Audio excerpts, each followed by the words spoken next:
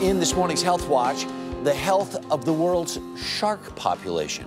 No matter what we think of Jaws, the truth is that shark attacks are quite rare. And even some of those rare victims are reminding us that sharks are much more likely to be eaten by people than the other way around. More than 73 million sharks are killed by fishermen each year, mainly for their fins. Scientists now estimate that 30% of shark species are close to extinction. It's no surprise that conservation groups are concerned, and some unlikely advocates have emerged. Paul de Gelder, a diver for the Australian Navy, was attacked by a bull shark in Sydney Harbor last year. He lost his right hand and his lower right leg. Debbie Salamone, a journalist and dancer, was swimming in Cape Canaveral in 2004 when a shark bit her foot, severing her Achilles tendon. And in 1997, Michael Coots lost part of his right leg to a shark while surfing off the Hawaiian island of Kauai. And Debbie and Michael and Paul, along with 7 other victims, are going to be visiting the United Nations today, calling for stronger protection of sharks worldwide. Good morning to you all. Good morning. When people see you and they say, oh, now hang on a minute, you were attacked by a shark and now you're advocating for sharks, that really is, they must be very surprised. Well, yes, it is the ultimate story of irony and forgiveness. But when you think about these statistics, it's very frightening for the health of our oceans. And so we need to end finning. We need a halt to fishing for these threatened and near-threatened species. Right. And we need countries to come up with good global shark conservation plans to have some limits on shark fishing, because there are no limits right now. Right. Tell me a little bit about your story. You were surfing, right? Surfing. You're in Kauai. You're 18 years old. Yeah. And tell me more about your experience. Well, it was early morning, paddled out with some friends. Surf was pretty fun. Sat out there, everybody caught a wave, and I was by myself. Nice one came. As soon as I made a paddling motion for it, a large tiger shark came up vertically. It wasn't like in Jaws where you see the fin coming at it. It just grabbed onto me, did the ragdoll thing.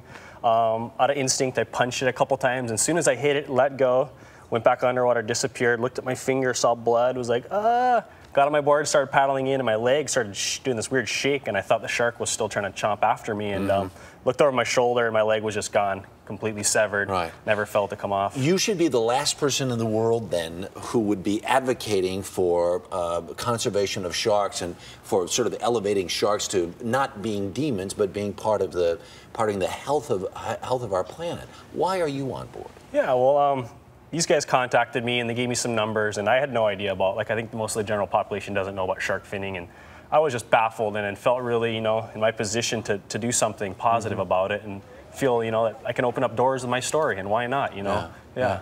Paul, I guess you would be almost like the equivalent of a Navy SEAL here in the United States. You're a special ops guy. You're out there. You're doing training. Tell us what happened to you. So I spend most of my time in and around the water because of my job, and it was about 7 in the morning in Sydney Harbour, and we were conducting some counter-terrorism trials.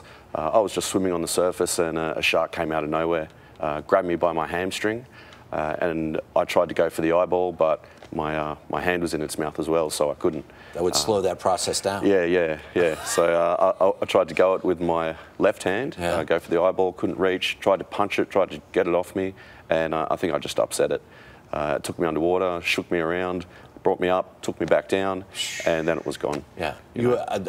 Of all of you, you may be the one who's luckiest just to be alive. I mean, he had his way with you. Yeah, basically 1 centimetre closer to my femoral artery, and I would have bled out in the water, and I basically nearly died twice on the way to the hospital. So you hear about this then, and you are maybe really the most unlikely of all to be an advocate for sharks. Well, it's a respect thing. It's not a fear thing.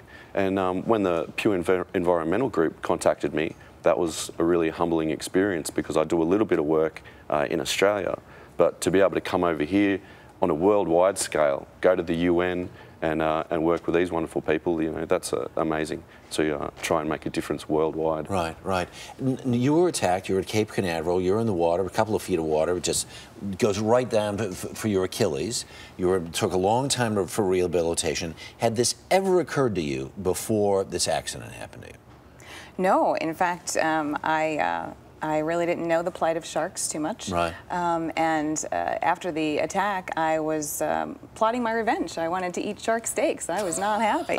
And so eventually, though, I saw it as a test of my commitment to environmental conservation and joined the Pew Environment Group, which is a global shark conservation campaign. And normally with the sharks, they just take the fins, they throw the rest of it away? Is that what happens? Exactly. They slice off the shark's fins and dump the animal, sometimes still alive, back in the water where it drowns or bleeds to death. And fishermen can fetch up to $300 per pound for these fins, which are used mostly as a soup ingredient in Asian markets. Wow. So we're hunting some of these species to extinction, which is very bad for the ocean ecosystem because we need sharks as a top predator to keep the food chain in check. Hard to not listen to your story. Thank you both, and excuse me, thank you all for being with us today. We really do appreciate Our you. pleasure. Thank you. Coming by. Yeah. You bet.